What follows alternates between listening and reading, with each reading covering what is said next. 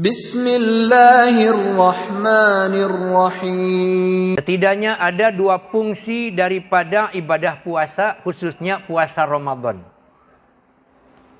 Yang pertama, ibadah puasa mengembalikan manusia kepada aslinya.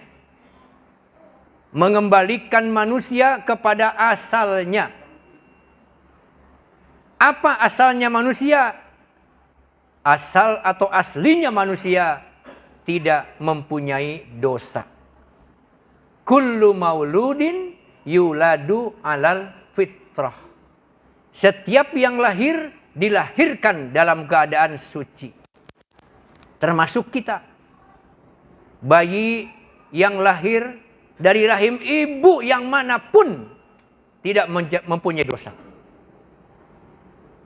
Bahkan dari ibu bapak yang orang tuanya beragajul, lahir bayi suci tanpa dosa. Atau bahkan tanpa pernikahan, kumpul kebo. Ini Pak Agus, kumpul kebo. Bayi yang lahir suci. Kalau kata orang kampung itu anak haram katanya. Bapaknya haram jadah. Ya, bapak emaknya yang haram jadah itu. Tetap suci. Bahkan dilahirkan dari perut wanita yang non-muslimah, tetap lahir dalam keadaan suci. Itu aslinya manusia. Nah, ibadah puasa mengembalikan manusia kepada aslinya. Suci tanpa dosa. Sesuai dengan janji Rasulullah Sallallahu Alaihi Wasallam. Man shoma Ramadhana imanan wahtisaban Gufirolahu ma taqaddama min danbih. Barang siapa yang berpuasa Ramadan ya, karena mengharapkan ridho Allah atau karena iman dan mengharapkan ridho Allah, maka diampuni dosa-dosanya yang telah lalu. Allah. Dalam hadis lain dikatakan, man soma wa qamahu imanan wahtisaban kharajat min dunubihi kayaumin waladathu ummu. Barang siapa yang berpuasa pada bulan Ramadan dan malam harinya menegakkan ibadah, keluar dari dosa-dosanya persis seperti bayi yang baru lahir dari kandungan ibunya. Ini hadisnya sahih semuanya Pak Ibu. Masya Allah. Jadi ibadah puasa mengembalikan manusia kepada aslinya tanpa dosa. Tuh Bapak Ibu. Allah senang. Ya. Allah senang kalau manusia kembali ke hadiratnya dalam keadaan suci. Makanya Allah sediakan apa? Surga. Allah marah kalau manusia yang kembali ke hadiratnya dengan membawa dosa. Karena kemarahannya Allah sediakan apa? Neraka. Ya. Sama dengan kita Bapak Ibu. Ya. Minjam kendaraan sama teman kita. Bang Agus pinjam motor sama Pak RW. Pak RW cakep banget ini motornya Pak RW. Pinjam dong setengah hari aja. Udah bawa. Kata Pak RW. Udah bawa. Dibawalah motor. Setengah hari datang lagi tuh. Bang Agus datang Pak RW. Ini motor sudah saya pakai. Ya. Taruh aja tuh depan. Cuma gini Pak RW. Apa? Itu bannya gak kempes. Kalau cuma kempes sih gak apa-apa dah. Enggak. Ada lagi yang lain Pak RW. Apa? Itu spakbor depannya agak penyok. Oh. Terus yang belakang agak sedikit hancur Pak RW. Emang kenapa? Depan nabrak, dari belakang ketabrak Pak RW. Ya ampun ya. Nih saya serahkan Pak RW, ntar dulu. Oh, marah tuh Pak RW. Tadinya udah sabar Pak RW, begitu hancur motor kayak begitu, ntar dulu. Ya. Enak banget loh. Pinjam motor utuh, dipulangin hancur motor gua. Bawa dulu ke bengkel, kan begitu. Marah itu Pak RW. Allah lahirkan manusia ke dunia dalam keadaan suci, begitu menghadap Allah dalam bergelumur dosa. Dalam bergelimang dosa. Marah Allah, untuk kamu sana. Neraka Pak. Maka lewat ibadah puasa, ya, Allah berikan media. Supaya apa? Dicun up, menghapuskan dosa Bapak dan Ibu nih. Ya. Maka Allah pun senang. Kita pun coba Bapak dan Ibu ya. Sama orang-orang yang tidak punya dosa, senang rasanya. Sama orang baik, orang soleh, rasanya senang hati kita Bapak Ibu ya. Begitu melihat ada teman kita orangnya soleh, orangnya baik, begitu melihat wajahnya aja udah hati kita senang. Sini, senang berteman. Sebaliknya, begitu yang kita lihat, orang jahat, orang beragajul, begitu melihat, enak rasanya itu Pak. Ya, rasanya hati enak. Kita kalau lihat bayi, coba ya Pak ya. Bayi itu, semua itu kalau bayi setahun, 2 tahun, disenangin sama siapapun. Ada bayi lewat, neng sini. Dikecup itu bayi pipinya. Padahal itu apa? Anak orang. Senang banget itu Pak. Bayi tidur, ya, begitu bangun tidur sama emaknya, begitu bangun tidur, dikecup bibirnya. Manis, calon presiden, calon raja. Padahal bapaknya cuma tuang parkir. Ya. Senang itu Pak. Kenapa? Karena belum punya dosa. Coba kalau Bapak punya istri Pak 50, 60 tahun. Begitu bangun tidur pagi Bang Agus, kecup bibirnya coba. Kalau nggak bau knalpot, jago itu. Kenapa? Udah banyak dosa. Udah banyak dosa itu Pak. Ya Allah. Begitu Pak. Alhamdulillah kita orang beriman. Oleh Allah diberikan media. Hei manusia yang berdosa. Ini ada media yang paling bagus. Untuk apa? Menghancurkan, membakar dosa-dosa kita. Apa itu? Puasa. Ya. Jadi puasa itu begitu dahsyatnya di dalam menghapuskan dosa-dosa manusia. Memang Bapak dan Ibu, semua ibadah, semua amal soleh yang kita lakukan, semuanya bisa menghapuskan dosa. Tetapi puasa adalah penghancur dosa yang paling dahsyat. Makanya apalagi pada bulan Ramadan, namanya Ramadan itu pembakaran. Apa yang dibakarnya? Dosa. Dosa kita dibakar persis seperti besi yang banyak karatnya, dibakar dengan api yang membara. Rontok itu Pak, ya. Rontok karat-karatnya. Ya. Dibakar. Tapi kadang-kadang ibu-ibu suka juga membakar, Pak. Lagi puasa dibakar juga, Pak. Tapi apanya yang dibakar? Amalnya yang dibakar. Kenapa? Puasa masih gibah. Puasa masih namimah, adu domba. Puasa masih suka memfitnah. Puasa hatinya masih belum bagus. Maka apa? Sama tuh dibakar. Tapi yang dibakar pahala. Tapi kalau puasanya yang benar, yang dibakar apa? Dosa. Jadi Bapak dan Ibu, maka puasa insya Allah mengembalikan manusia kepada aslinya. Asal puasanya kita lakukan dengan baik dan benar.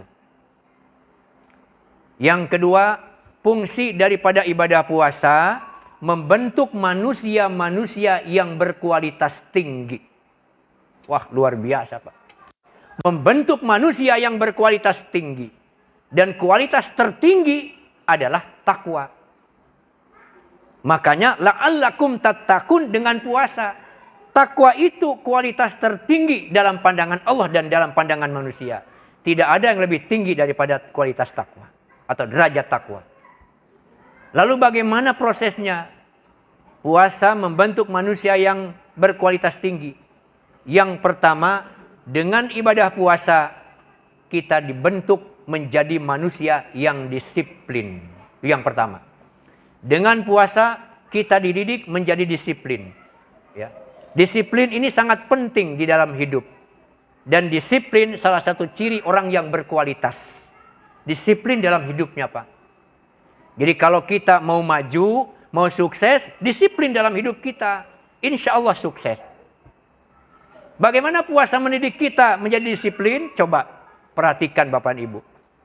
Sejak pagi makan sahur sampai kita berbuka pada saat terbenam matahari, itu dilatih untuk disiplin. Kapan kita harus boleh makan, kapan kita harus menahan, dan kapan kita boleh kembali makan. Itu disiplin. Siapapun orangnya begitu. Bahwa ketika berpuasa, boleh malam makan, stop begitu terbit fajar. Stop begitu datang waktu subuh. Tahan dan boleh makan baru kalau sudah waktu maghrib atau terbenam matahari. Siapapun orangnya harus disiplin seperti itu. Tidak ada yang namanya diskriminasi Bapak dan Ibu. Oh, dia sih keluaran S3, sarjana S3. Boleh makannya, bukanya jam 3. Misalnya. Oh, dia S2. Boleh makan jam 4. Oh, dia S1. Boleh makan maghribnya, makan buka puasanya jam 5. Dia cuma tamat SMA, baru jam 6 boleh buka. Tamat SMP, jam 7. Ya. Tamat SD, jam 8. Ya. SD enggak tamat, jam 9. Enggak sekolah, jam 12 malam baru buka. Mati itu Pak orang. Mati itu Pak orang. Tidak ada seperti itu. Semuanya proses disiplin sama dari terbit fajar sampai terbenam matahari. Penuh dengan disiplin. Siapa ingin maju, siapa ingin berkualitas, disiplin. Yang pertama. Yang kedua, kita dididik oleh puasa menjadi orang yang jujur. Jujur kepada diri sendiri, jujur kepada orang lain, jujur di hadapan Allah tentunya. Jujur ini mutiara. Pemimpin wajib untuk jujur. Suami wajib untuk jujur. Istri juga harus jujur. Semua kita harus jujur. Kalau dalam hidup kita tak lagi ada kejujuran, itu menandakan kiamat untuk diri kita. Suami tidak jujur kepada istri, berbohong melulu itu sang suami. Istri selalu berdusta pada suaminya. Ini keluarga sudah punya alamat kiamat. Suami istri tidak lagi jujur pada pasangannya. Ini alamat hancurnya keluarga atau rumah tangga. Jangan menunggu 10 tahun, 5 tahun, 2 tahun sudah hancur Pak. Apapun kita harus jujur. Bahkan boleh saja Bapak dan Ibu ya. Bapak juga menyampaikan pada istri. Bapak ini atau abang kerjanya ini. Boleh Pak. Oh gajinya cuma segini. Mohon dimaklum ya, sayangku, ya, sama istrinya. Kan enak. Oh iya, nggak apa-apa bang, biar cuma gajinya segitu. Saya meredo, saya merela, apalagi kalau abang jujur kayak begitu, Masya Allah. Ya, boleh saja. Istri juga begitu bang, ini kan dikasih duit segini bang. Ya, setiap hari segini, hari ini, hari ini gini. Ya. Ya ngirit-irit aja yang penting cukup 1 bulan ya bang ya. Iya nggak apa-apa. Iya bu, kalau pingin dari abang cukup 1 tahun 50.000 itu gampang bu. Kenapa itu bang? Beli aja kalender cukup 1 tahun. Beli kalender aja cukup 1 tahun 50.000. Jadi ada kejujuran. Ya. Ini kadang-kadang suka mengicuh Pak. Kita menganggap yang namanya dusta di dalam keluarga biasa-biasa saja. Jangan seperti itu Pak. Kalau kita sudah dusta, maka kita akan berdusta berikutnya untuk apa? Menutupi kebohongan yang lalu. Ya, dari yang kecil-kecil saja Pak. Harus jujur. Istri dikasih uang dari suami, misalnya suami yang nyari nafkah. Bang, ini ada arisan nih. Ya, di PKK, iya dah. Kasih. Besok lagi, bang arisan nih. Di mana? Posyandu. Besok lagi, arisan di mana? Pengajian. Ya, pengajian as-salam. Oh, ya. Minta lagi di mana? Pengajian as-saadah. Minta lagi pengajian al-makmur, al-husna dan sebagainya. Berapa puluh itu arisan. Ya nggak apa-apa kalau memang mau dan mampu Pak ya. Pas suatu saat nanya suaminya, "Ma itu yang 500.000 arisan udah dapat belum?" "Oh belum Pak. Baru juga 2 kali belum." Saja itu ya arisannya.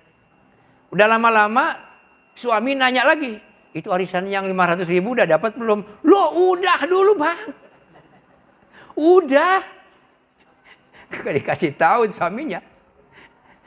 Itu bang tuh lihat tuh kursi sofa. Oh iya kalau gitu mah gak apa-apa. Itu kursi sofa bang itu. Alhamdulillah kalau begitu ya.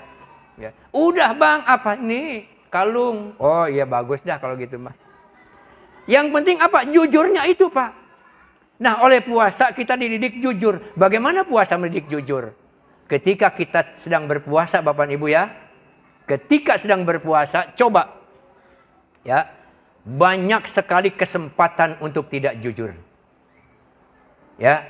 Untuk curang. Misalnya. Suami pergi. Mencari nafkah. Ini yang suami mencari nafkah nih.